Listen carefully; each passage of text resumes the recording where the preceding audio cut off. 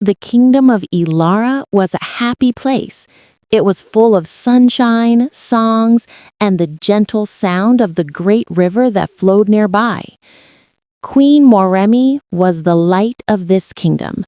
She was wise, calm, and very kind. She ruled with her husband, King Ajan, but everyone knew the queen's gentle wisdom was the kingdom's true strength. Then, one night, everything changed. The river started to speak, not with words, but with strange, frightening sounds. The moon seemed to hide her face in the clouds. Rain fell on the rooftops, but the wind carried whispers, sad, strange cries coming from the forest and the river. People worried. They said the spirits of the river were angry.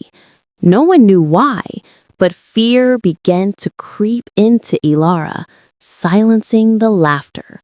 The fear quickly grew into a terrible storm. The first child disappeared near the riverbank. People rushed to the palace gates, crying out for help. "Please, my queen, save us!" they wept.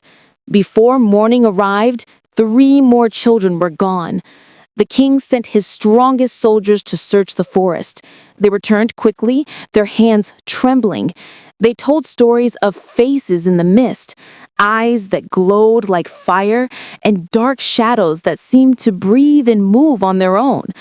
The people of Ilara felt trapped. The beautiful river, which had given them life, was now taking it away. Queen Moremi saw the fear, and deep in her heart, she knew this was not just a simple punishment. It was something more, a mystery she had to solve. In the great council hall, the king's advisors argued and shouted. They were afraid and wanted to fight. "Burn the forest," one cried.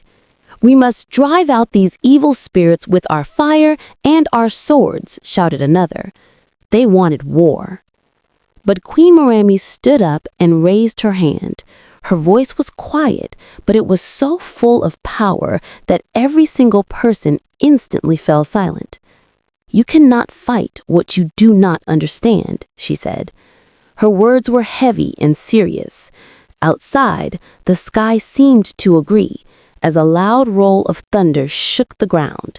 The queen understood that rushing into battle without knowing the enemy would only lead to more pain and loss.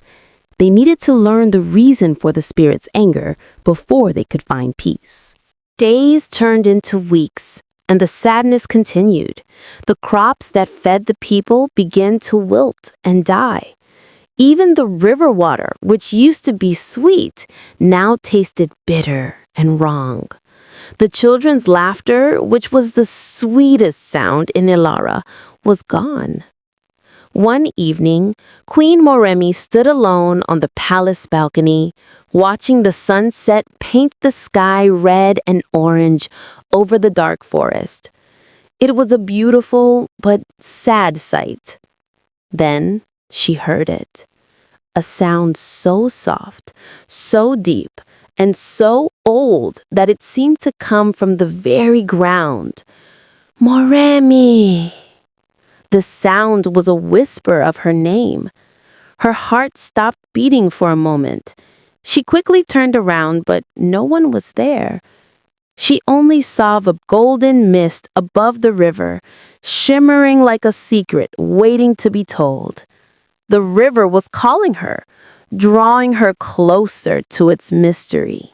That night, the queen could not sleep.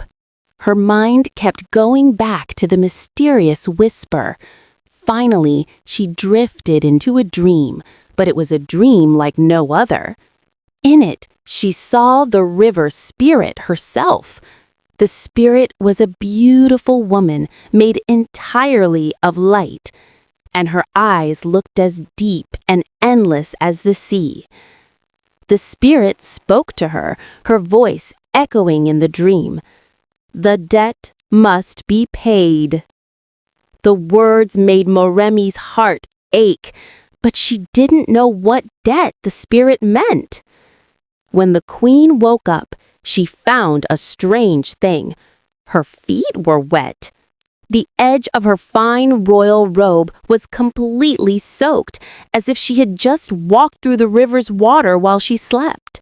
The dream felt more real than reality, a clear sign that the river wanted something from her. As soon as the sun rose, Queen Moremi went to the sacred place of Oya, the goddess of storms and truth. It was a special, quiet place where she could seek guidance. She knelt down before the altar, which held a flickering candle. "Mother of the winds," she whispered, her voice full of worry and love for her people, "tell me what I must do to save Ilara." As she spoke, the little candle flame suddenly turned a deep, magical blue. It was a sign. And then, deep inside her heart, a quiet but firm voice answered her. It was the voice of the goddess, telling her the only way to save her people. You must go where no queen has gone before. You must face the river itself. The message was clear and final. Moremi knew what she had to do. A queen's farewell. When morning arrived, Queen Moremi bravely called the council together. Her husband, King Agent, stood right next to her. He loved her deeply and gripped her hands tightly. "My queen, you will not go alone," he pleaded, wanting to send his soldiers with her, but she shook her head slowly. "The spirits do not listen to swords or soldiers," she explained. Her words carried a powerful sense of destiny. And so, Queen Moremi, the light of Ilara, prepared for her lonely journey. She changed out of her royal robes and dressed in simple white cloth. She walked barefoot and carried no weapon. She walked toward the dark, whispering forest, completely alone. All the people of Ilara gathered along the path to watch her go. Children cried, old women knelt in prayer, and the strong men bowed their heads in silence. They knew they might never see their wise queen again. The forest was not silent now. It was full of sounds and mystery. Leaves rustled and seemed to whisper secrets to each other. The air was thick with mist and felt heavy with magic. Moremi heard voices drifting between the trees, soft and echoing, calling her name again and again. She walked on bravely until she reached the riverbank. The moon was high and bright, making the water shine like a sheet of silver glass. It was beautiful, but terrifying. Then, the calm surface of the water suddenly rippled. A figure slowly rose from the deep, dark river. It was the river spirit, a woman made of pure light and flowing water. Her long hair moved like the waves, and her eyes glowed with ancient power and deep sadness. The river spirit spoke, her voice deep and powerful. "Queen of Ilara," she said, "your people have broken the promise we made long ago." Queen Moremi bowed her head low. She did not argue or fight. She spoke with a gentle, humble voice. "Tell me what we have done wrong," she asked. "I promise I will do everything in my power to fix it and make things right." The spirit looked sadly at the queen. "The river gave life to your land, your people, and your crops," the spirit explained. "But now your people take without ever giving thanks. They have built high walls. They have forgotten the old songs, and they have silenced the earth's gentle voice. They have forgotten how to respect the gifts they were given." Moremi listened to the spirit's sorrowful words, and her heart ached with understanding. She knew the spirit spoke the truth. "We have indeed lost our way," the queen admitted softly. "We stopped remembering how to thank the river for its gifts. But I beg you, please spare the innocent children and all the kind people of Ilara." The river spirit's eyes suddenly grew bright, like two stars shining in the night. "Balance must return to the world," she insisted.